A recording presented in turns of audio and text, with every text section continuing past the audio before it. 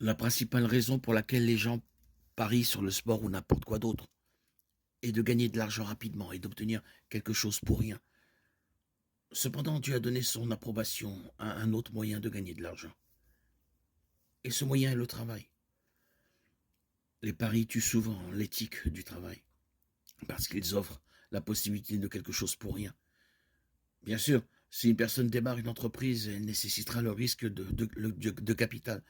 L'entreprise peut échouer et le propriétaire peut tout perdre. De même, l'investissement en bourse comporte des risques. La différence, c'est que l'investissement dans les entreprises encourage le développement de biens et de services. Il ne s'agit pas d'une tentative d'obtenir quelque chose pour rien. Si une personne investit de l'argent dans une action après une enquête minutieuse sur l'entreprise et les biens ou services qu'elle fournit, même si elle met de l'argent en jeu, ce n'est pas un jeu de hasard.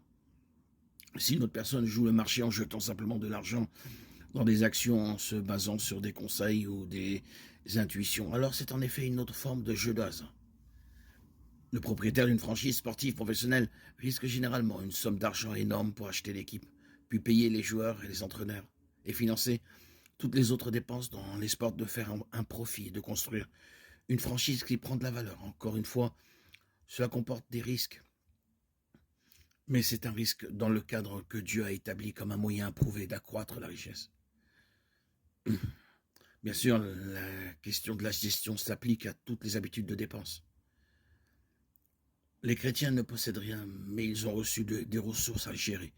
Avant de placer un pari, un chrétien devrait se demander, puisque c'est de l'argent de Dieu qu'il m'a donné pour l'utiliser pour son royaume, est-ce une bonne gestion de l'argent?